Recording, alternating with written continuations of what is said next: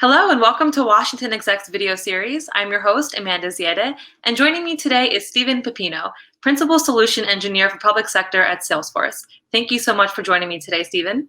Thank you.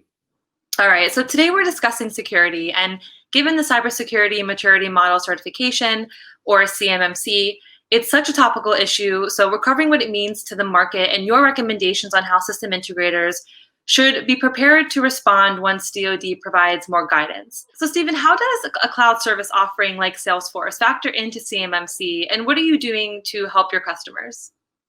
Well, I think it makes sense to start with a little bit of background first.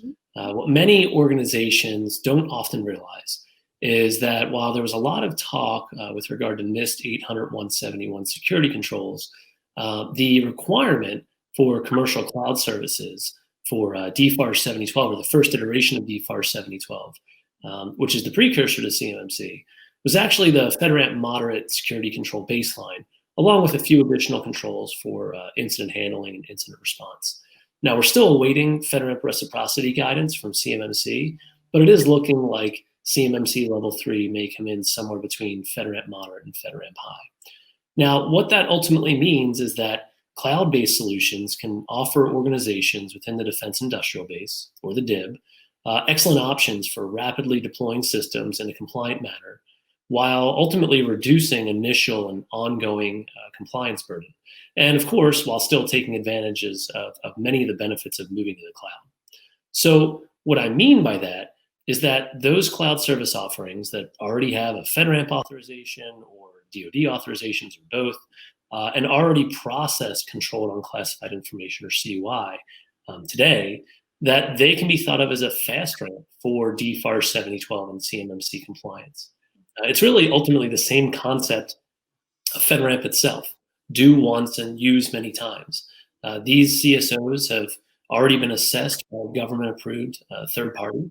While organizations in the DIB use those services and ultimately do bear some responsibility, the cloud service providers themselves have the responsibility basically to stay in this market to ensure that ongoing compliance. And so, while you still bear some responsibility, you can offload a lot of that responsibility to the cloud service provider. And this concept is optimized as you move from infrastructure as a service to platform as a service, all the way up to software as a service. And so with Salesforce as a cloud service provider with FedRAMP moderate authorization, FedRAMP high authorization, and DoD impact level 4, and with us being a platform as a service and a software as a service, we're really well positioned to help organizations achieve CMMC compliance. And we've already been doing this with DFARS 7012 for the better part of 3 years now. So DFARS 7012 has been a pain point for many DoD contractors. Do you think that CMMC addresses some of those challenges? Look, yeah, I mean, the first iteration of DFARS 7012 wasn't perfect, and CMMC isn't perfect either, but they don't have to be. The ultimate goal is to protect the DoD supply chain, and incremental progress is what really matters most. As the saying goes, don't let perfect be the enemy of good.